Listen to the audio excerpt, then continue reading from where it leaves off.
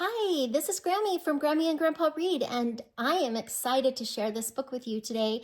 This is called Corky's Close Call, written by Shirley Jo Lister and illustrated by Melissa Carver.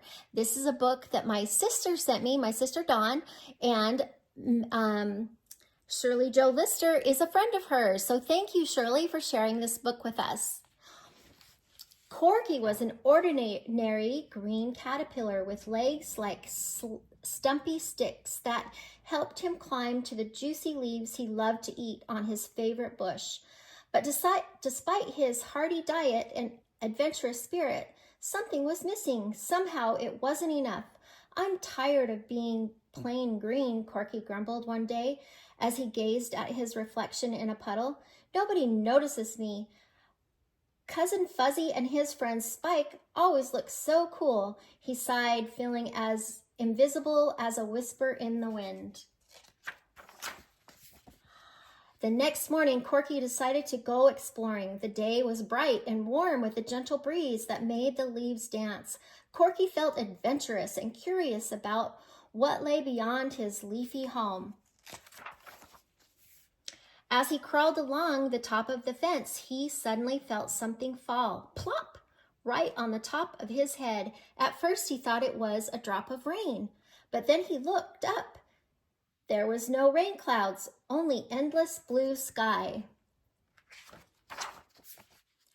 Curious, Corky looked around and saw a boy near the fence, painting a picture on an easel using a bright orange paint. The boy was very focused on his project. Oh, look. Do you see what he's painting? Corky looked on, fascinated, as the boy dipped his brush into the paint well and swirled it in around and watched the boy. Watching the boy was more interesting than crawling, so Corky stayed and observed.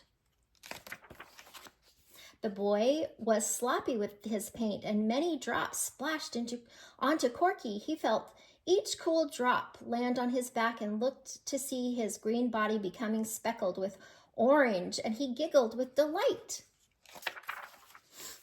The orange color was even brighter than the lilies in the garden near his bush. Those bright spots made him feel special, like he was wearing a fancy costume for a big show. He imagined himself as a star caterpillar, dazzling everyone who saw him with his new look. When the boy had finished painting, Corky made his way to the place where his friend Susie Spider was spinning a sparkly new web. He watched her for a few minutes before she looked around and saw him. "Hey, Corky, I like your new orange spots," she said, tilting her head to admire him. "You look very cool." "Oh, thanks," said Corky, smiling proudly. "That orange really makes you stand out," Buddy Beetle told him when they met later that day. "Yeah, I haven't seen any other caterpillars that look like you," said Andy, Corky's ant friend.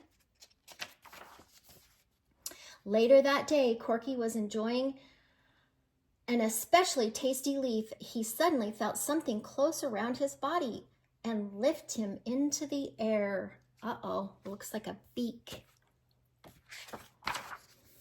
"Oh no," he thought frantically. His heart was beating fast.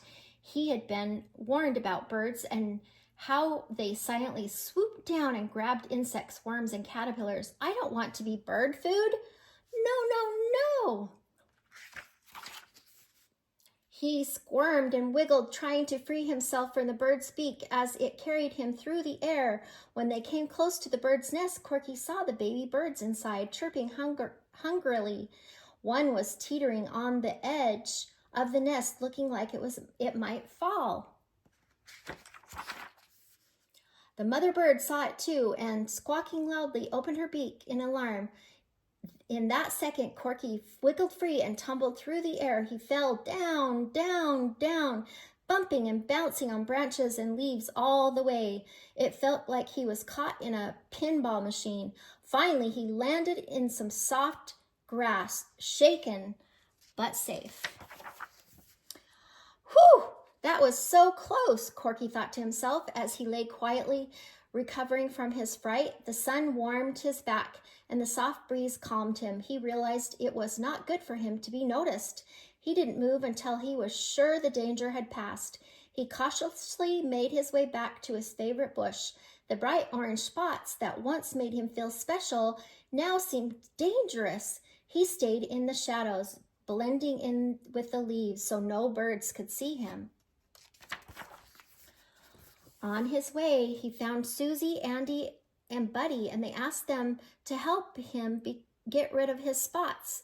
They scrubbed and scrubbed until the orange paint on Corky's back was gone. For a few days, he was a little sore from all the bumping and scrubbing, but he was glad to be all green again.